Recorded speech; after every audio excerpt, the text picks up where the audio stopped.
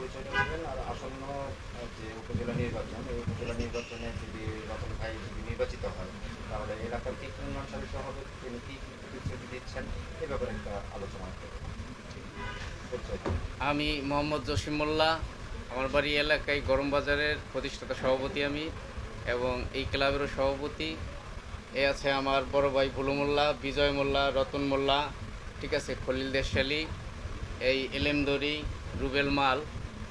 তবে আমরা যেই আসন্ন যে নির্বাচন উপজেলার, এই নির্বাচনে আমরা রতন সর্দারের ঘোড়ামাকড়ার প্রতীক নিয়ে নির্বাচন করতেছি।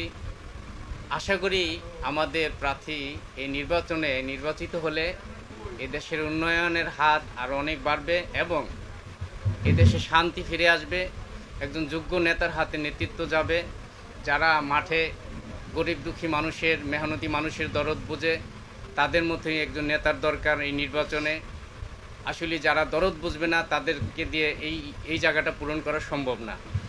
যেহেতু আমাদের দেশে উন্নয়ন দেশ, উন্নত না, আমাদের দেশের উন্নয়নের দরকার আছে। এই উপজেলাটা মোটামুটি উন্নত, বাংলাদেশে অন্যান্য উপজেলাগুলি আছে খুব সুন্দর উন্নত, আমাদের জাজিরাটাই অউন্নয়ন হয়েছে। কিন্তু এই উন্নয়নের বিষয়টা একমাত্র একজন মাঠে যেই নেতা থাকে, যারা দরদি, যারা এই নেতার নেতৃত্ব বাংলাদেশের প্রত্যেকটা জায়গায় ছড়িয়ে আছে। রতন ভাই একজন ঢাকা ইউনিভার্সিটির রাজনীতি করে, সে ছাত্রলীগ থেকে শুরু করে সেই পর্যন্ত বেরিয়ে আসছে। আর এর বাইরে যারা নির্বাচন করতেছেন তাদেরকে ছোট চোখে দেখব না, তারাও রাজনীতি করে। তবে হ্যাঁ, তাদের রাজনীতিটা হলো তারা টাকাওয়ালা অনেক, কিন্তু টাকাওয়ালা রাজনীতিটা হলো তারা একটা ব্যবসায়ী চিন্তাভাবনা তাদের মধ্যে থাকে। আর রাজনীতি যারা করে তাদের মধ্যে দেশ উন্নয়ন করার চিন্তাভাবনা থাকে। তো যাই হোক, আমরা রতন ভাইয়ের নির্বাচনটা করতেছি। আমরা আশা করি রতন ভাইকে যদি আমরা, এদেশের মানুষ, গরিব মানুষ, মেহনতি মানুষ, খেটে খাওয়া মানুষ, ধুলাবালি মাখা মানুষ, এ রাস্তা দিয়ে হেঁটে গেলে সে সাথে সাথে পাজাই ধরে, প্রত্যেকটা মানুষকে হাত দিয়ে পাজাই ধরে বুকের মধ্যে নেয়।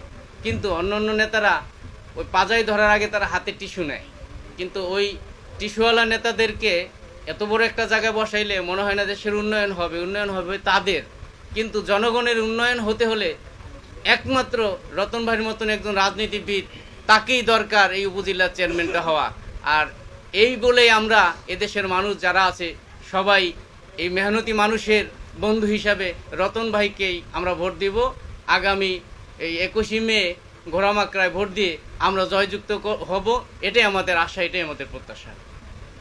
এই যে নির্বাচনে কি ঝুঁকিপূর্ণ জায়গা আছে কিনা, আবার আপনাদের বিপরীতে যারা আছে তারা কোনো প্রকার সহিংসতা করছে কিনা আপনাদের নিয়ে, এই ব্যাপারে কিছু বলবেন? এ ব্যাপারে এই পর্যন্ত কোনো এই সহিংসতা হয় নাই। তবে গতকালকে শুনছি একটা কৃত্রিমা হয়েছে, একটা কৃত্রিমা তাদের একটা মিটিংয়ের মধ্যে নিজেরাই একটা বম বাস্টিং করে, হ্যাঁ, সেটাকে নিয়ে একটা কৃত্রিমা হইতেছে শুনছি গতকালকে, আমরা মোবাইল মেসেজে যা শুনছি। কিন্তু এর বাইরে দিয়ে কোনো গ্যাঞ্জাম, কোনো ফ্যাসাদ এই পর্যন্ত হয় নাই। আশা করি শান্ত পরিবেশে একটা নির্বাচন হবে, কোনো হানাহানি, মারামারি, ধরাধরি এই ধরনের চিন্তাভাবনার কারণে। কারণ প্রশাসন আছে, হ্যাঁ, আইন আছে, পাশাপাশি মানুষ দেশে সচেতন, ঝড়কা ঝাঁটি এগুলি হবে না। আশা করি শান্তিপূর্ণ একটা নির্বাচন হবে।